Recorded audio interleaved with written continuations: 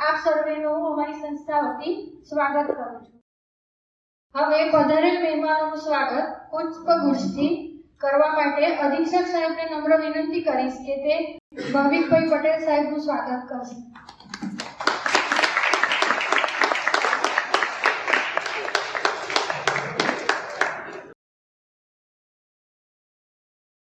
શ્રી હેમંતદાસ બ્રહ્મચતાણી સાહેબને વિનંતી કરીશ કે તેઓ શ્રી નરેન્દ્રભાઈ સાહેબનું સ્વાગત પુષ્પગુચ્છથી કરશે.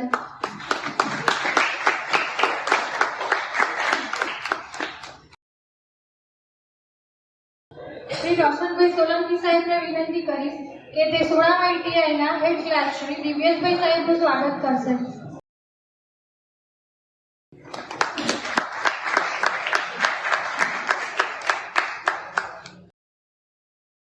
આજનો કાર્યક્રમ જે બાબતે રાખેલ છે તે વિશે હું સંસ્થાના અધિક્ષક સાહેબને નમ્ર વિનંતી કરીશ કે તેઓ એ વિશે આપણને માર્ગદર્શિત કરશે.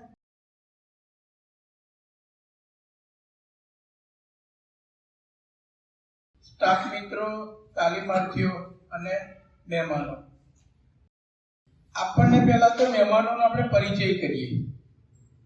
પરિચયથી આપણને એવું થાય કે એક વ્યક્તિ આટલું બધું કરી શકે તો હું કેમ નહીં, એવું આપણને આભાસ કરાવે એવું પરિચય, એવું વ્યક્તિત્વ એટલે ભાવિકભાઈ સાહેબ. ભાવિકભાઈ સાહેબ ઉંમરમાં એકદમ હજુ તો યંગ જ છે, તમે જોઈ શકો છો. છતાંય ઘરની જવાબદારી તો છે જ, એ તો આપણે બધા નિભાઈએ જ છીએ. એ સિવાય સુણાવ કેળવણી મંડળ કે જેની અંદર આપણા તમારા જેવા 3300 થી 3500 છોકરાઓ અભ્યાસ કરે છે. જ્યાં આગળ બાલ મંદિર થઈ લઈને કોલેજ સુધીની વોકેશનલની અંદર આઈટીઆઈ, વીટીઆઈ જેવી સ્કૂલો પણ ચલાવે છે. એનું ટોટલી હેન્ડલિંગ ભાવિકભાઈ સાહેબ કરે છે. એ સિવાય હોટલ, પોતાની હોટલ છે એટલે હોટલની અંદર પણ જંપલાયેલું છે. પોતે કન્સ્ટ્રક્શનની અંદર પણ બિલ્ડર છે એટલે કન્સ્ટ્રક્શન સાઇટો પણ ચાલે છે. એ સિવાય કારણ કે આપણે ફિલ્મની અંદર પણ એઝ એ પ્રોડ્યુસર તરીકે જંપલાયું છે. અને જંપલાય તો જંપલાય પણ આપણે કરમસદના આપણે તો પાણી પીએ છીએ ને. અત્યારે ભલે આપણે આજુબાજુ વતન ના હોય પણ આપણી આ કર્મભૂમિ છે. અને સરદાર સાહેબનું જે નામ આવે ને તે આપણો કોલર ઊંચો થવો જોઈએ. અને સાહેબે જે પિક્ચર બનાવ્યું છે, કદાચ આઈ થિંક પહેલું પિક્ચર, આ પહેલું પિક્ચર છે એ સરદાર વલ્લભભાઈના જીવન આધારિત છે, એમના મૂલ્યો આધારિત છે. એક એવું ભરત ઈચ્છતા હતા એના આધારિત છે. એટલે જો એ વ્યક્તિ, એક જ વ્યક્તિ આટલી બધી જવાબદારીઓ નિભાવી શકતી હોય છતાંય ટાઈમ કાઢીને આપણી વચ્ચે આવ્યા છે કે ભાઈ આ છોકરાઓને અત્યારે સૌથી વધારે હોય ને તો ધૂમ્રપાન. અને એથી આગળ હું કહું, મેં પિક્ચર નહીં જોયું પણ પહેલા અમે જ્યારે તમારી ઉંમર નતા ને ત્યારે અમને મા બાપ એવી સૂચના આપે કે આપણે તમાકુ નહીં ખાવાની, બીડી નહીં પીવાની. કદાચ હવે જો મારે કોઈને સલાહ આપવી હોય ને તો એવું કહું કે બધું કદાચ ચાલી જશે, પણ એનાથી વધારે ખતરનાક ડ્રગ્સ અત્યારે ચાલુ છે. બરાબર, તમને ખ્યાલ નહીં આવે કે તમે ડ્રગ્સના એડિક્ટિંગ થઈ ગયેલા છો. કારણ કે સમોસા એક જ જગ્યાએ બહુ જ ભાવે ને બહુ લાઈનો પડતી હોય ને ડાઉટફુલ લાગે. સેમ વસ્તુ ચા, 4 મિત્રો ચા પીવડાવે. મેં એવી ઘણી સાહેબ આ ચાની લારીઓ જોઈ છે કે જે 20-20 કિલોમીટર દૂરથી જે ચા પીવા આવે. એટલે આપણને ડાઉટ જાય, તમને ખબર ના પડે કે તમારા શરીરમાં જઈ રહ્યું છે. એટલું ખતરનાક વાતાવરણ છે ને એની અંદર થી બચવા માટે જ આવા પિક્ચરોની જરૂર છે. અને ખરેખર તો સાહેબને ધન્યવાદ આપું કે હમણાં આ વિચાર આવ્યો ને આવા પિક્ચર બનાવે, આપણા માટે બનાવે, ખાસ કરીને તો યંગ જનરેશન માટે બનાવે. બાજુમાં બેઠા છે નરેન્દ્રભાઈ, એમનું આ ત્રીજું પિક્ચર છે એઝ એ ડાયરેક્ટર. સાહેબ પ્રોડ્યુસર છે, નરેન્દ્રભાઈ ડાયરેક્ટર છે. એટલે આપણે તો ખરેખર સાહેબને એક વખત જોરથી તાળીઓ જે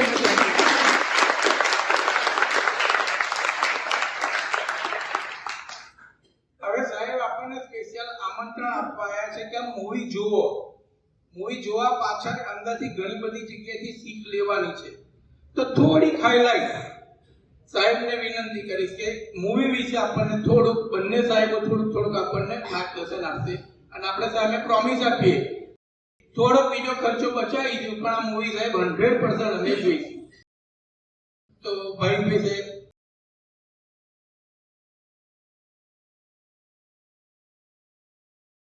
નમસ્તે મિત્રો.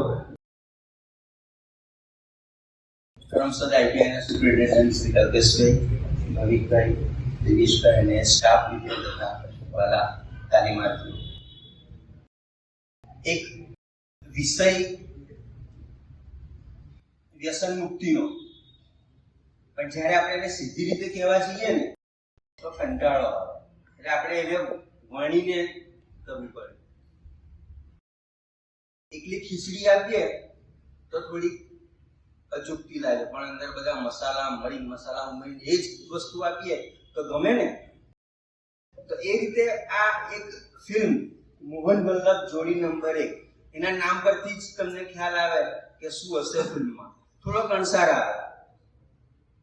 મોહન એટલે મોહનદાસ કરમચંદ ગાંધી. હા, સરસ. અને વલ્લભ એટલે સરદાર વલ્લભભાઈ પટેલ. એટલે આપણા બે જે સપૂતો, અને બંને બાજુ આપણા ગુજરાતના, અને રાષ્ટ્રીય કક્ષાએ તેમનું સ્થાન કેવું, પહેલા નંબરનું. પહેલા આપણા રાષ્ટ્રપિતા એમનું નામ આવે ને, પછી આપણા મોદી સાહેબ ને બધા પછી આવે ને. પહેલા રાષ્ટ્રપિતા અને આપણા લોખંડી પુરુષ કે જેમણે દેશને અખંડ ભારત કર્યું, બરાબર. એટલે એમનું એક યોગદાન એ આપીને ગયા. એમના સમય એમણે જે યોગદાન આપ્યું એના લીધે આપણે આટલા સ્વતંત્ર છીએ. બાકી આજે આપણે શું હોત, ગુલામ હોત ને, ગુલામીમાં જીવતા હોત. અંગ્રેજોની ગુલામી કોણે હટાવી? આ બંને મહાપુરુષોએ. તો આપણી આ જે વાત લઈને આવે એમાં કોઈ આઝાદીના લડતની કશી વાત નથી, એ સમયની કશી વાત નથી, બરાબર. આમ તો હું આખી સ્ટોરી કહીશ તો પછી તમને મજા ના આવે, પણ તમને થોડાક એવા જણાવું છું કે શું છે ફિલ્મમાં. તો એક અનાથ આશ્રમની વાત છે આમાં.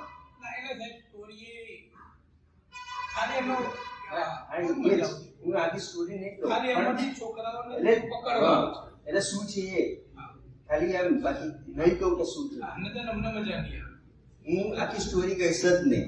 પણ આ જે મોહન વલ્લભ જોડી નંબર 1, આપણે મોહન એટલે મોહનદાસ કરમચંદ ગાંધી અને વલ્લભભાઈ, તો બંનેને આપણે મોહન ને વલ્લભ કહીને બોલા થોડું અજુગતું લાગે ને, બરાબર. એટલે ઇનડાયરેક્ટ બે છોકરાઓની વાત લીધી છે. અહીંયા તમે જુઓ છો, એક છોકરાનું છે મોહન નામ છે, અને બીજો છે એનું નામ વલ્લભ. મોહનનો જન્મ 2 ઓક્ટોબરે થયેલો. અનાથ આશ્રમ એના મમ્મી છોડીને જતા રહે છે. અને પેલો જે વલ્લભ છે 31 ઓક્ટોબરે જન્મ્યો હતો. એ દિવસે મમ્મી છોડીને જતા રહે છે. એટલે બંનેનું નામ મોહન ને વલ્લભ પડે. એ બધું અંદર બતાવવામાં આવશે. અને બે બાળકોને બધા અપમાનિત કરે કે ભાઈ તમે તો કલંક વાળા છો, આ છો તે છે. એટલે એમને એમ થાય કે ભાઈ અમે આવા છીએ, અમે કંઈક એવું કરીએ કે લોકો આપણને યાદ કરે. તો એમ વિચારે કે આપણને ગાંધી બાપુ ને સરદાર બાપુ મળવા આવે તો, પણ ગાંધી બાપુ ને સરદાર બાપુ એમને થોડા મળવા આવે. એટલે એવું કંઈક કરીએ કે ગાંધી બાપુ અને સરદાર બાપુ આપણને મળવા આવે, એવી ઈચ્છા. અને એવી ઈચ્છા લઈને એ લોકો દારૂબંધીને લગતું કામ કરે છે. શું કરે છે તો તમે ફિલ્મ જોશો તો તમને ખ્યાલ આવશે. અને એ કામ કરે છે એટલે બંને મહાપુરુષો એમને મળવા માટે આવે છે, એમની સાથે રહે છે. જેમ લગેરો મુન્નાભાઈમાં ગાંધી બાપુ જોવા હતા ને, એ જ રીતે આ ફિલ્મમાં બંને મહાપુરુષો આવે છે, બંનેને જુએ છે. એ બંને જેમને જોઈ શકે, બીજા કોઈ જોઈ શકે નહીં. ને આખી વાર્તા બહુ સરસ રીતે વર્ણવવામાં આવી છે. અને એવું નહીં લાગે કે અમે કોઈ વ્યસન મુક્તિના કેમ્પમાં ગયા છે અને એવું.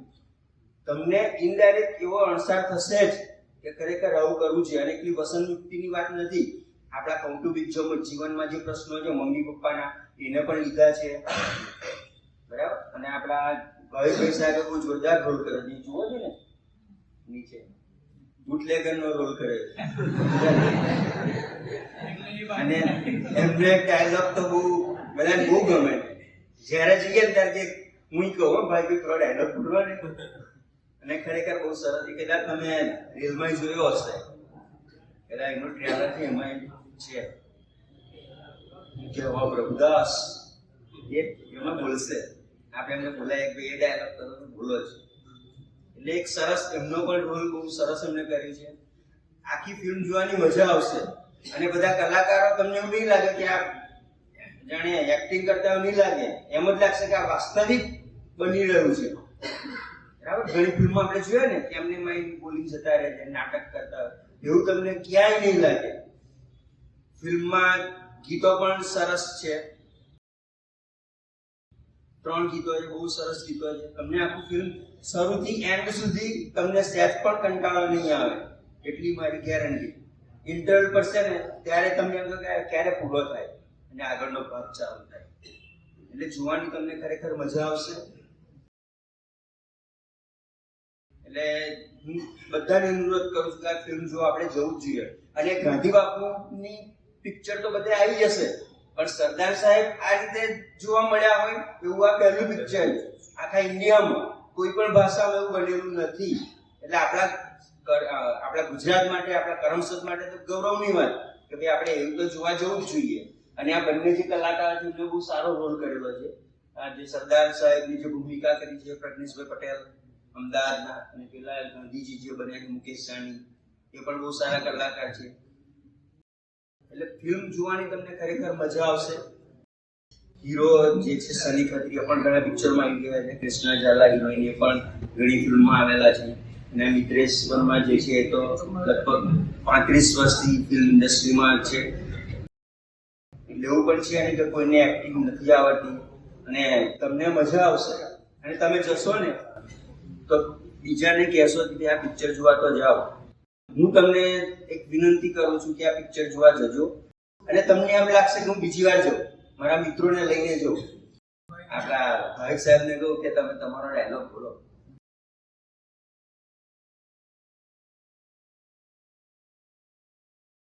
અમને આજે તક આપી બદલ હું કલ્પેશભાઈ સાહેબ, તમામ સ્ટાફ મિત્રો અને આભાર માનું છું. તમારો પણ આભાર માનું. Thank you.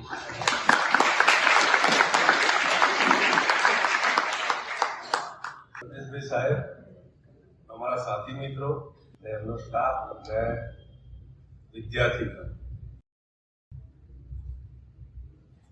અમે આજે અમારી પિક્ચરનું પ્રમોશન માટે આવ્યા છે, મોહન વલ્લભ જોડી નંબર 1. અને એમાં મેં વિલનની ભૂમિકા નિભાવી છે. મારું નામ છે પ્રભુદાસ. મારો ફેવરેટ ડાયલોગ છે, હું પ્રભુદાસ કહેવાઓ પ્રભુનો દાસ, પણ છું હું પૈસાનો દાસ, પૈસાનો દાસ.